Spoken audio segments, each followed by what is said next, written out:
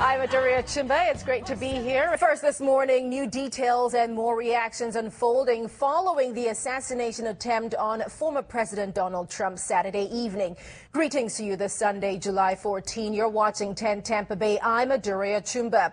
In the last several hours, the FBI has confirmed the identity of the suspected shooter in this incident.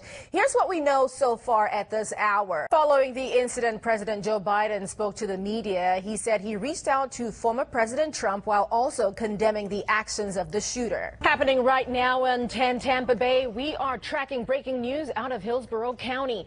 That's where 3 people are dead and a deputy is also injured.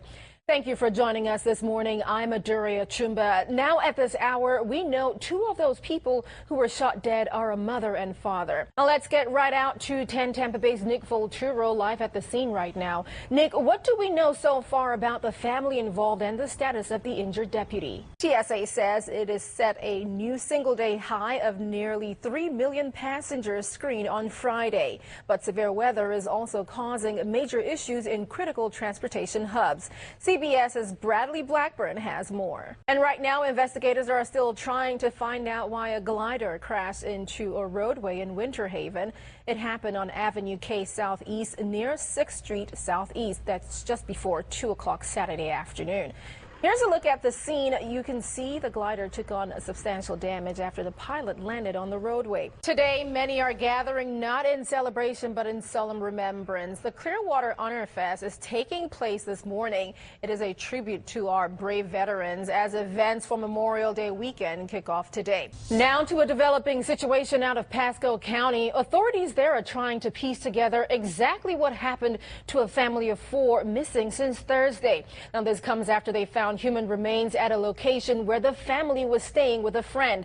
Now, the remains were found at a home sometime Friday night on Nottingham Trail. The Florida State Fire Marshal is investigating a fire that destroyed a home, a barn, and 2 cars.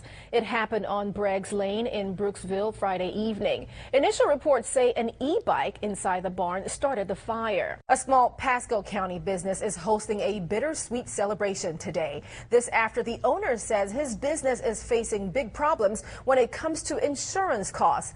10 Tampa Bay's Angelicia Bruton spoke to the owner of Gill Dog, who says they're permanently closing up shop after their insurance rates got simply too high. In just a few hours, a beloved Citrus County fire training captain will be laid to rest. Captain Michael Fletcher died in an off-duty boat crash on the 4th of July.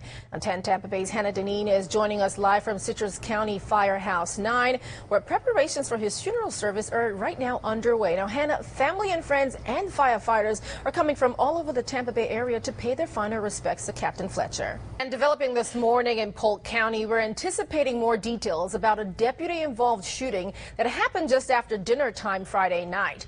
The sheriff's office says the incident happened in the Oakwood Estates area. This is right off Spirit Lake Road in Winter Haven. As for the grandmother and the deputy, both of them are being treated at the hospital for their injuries. Officials are yet to specify the nature of those injuries or their condition.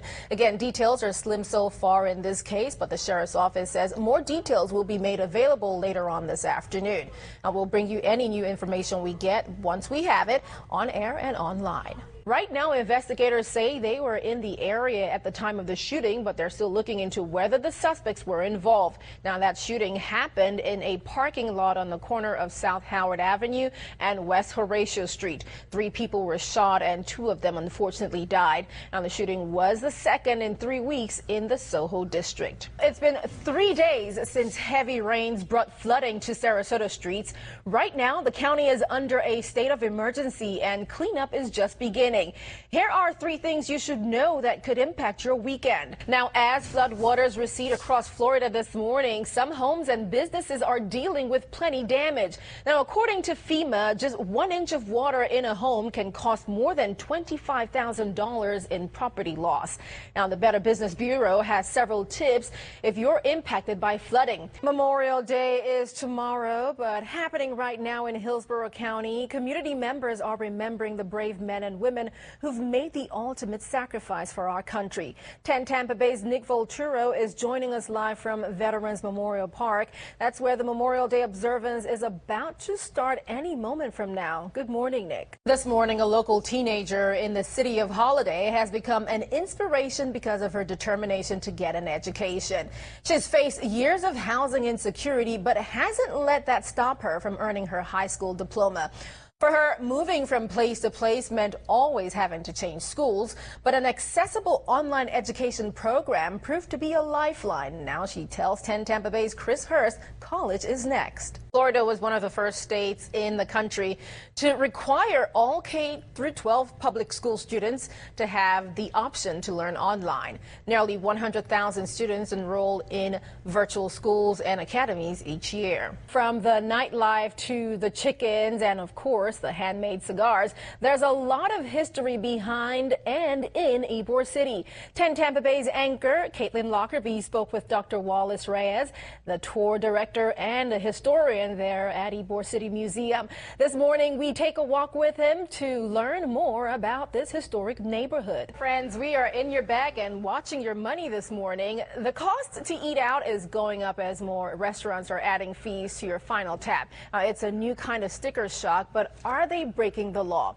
10 Tampa Bay's Verify anchor Josh Sidorowitz did some digging before you dine. As the summer heats up, so does travel. Right now, you may want to brush up on your French and Italian because Europe is a top destination. And with so many options to choose from, traffic anchor Sarah Rosario caught up with a local travel agent, giving us ways to make your trip both time efficient and cost effective. Our Verified team is taking a deep dive into what's become one of the most talked about issues of the 2024 presidential election. Now, many of you have emailed us asking about Project 2025. And even right now, Google Trends shows it's one of the top searches here in the Tampa Bay area.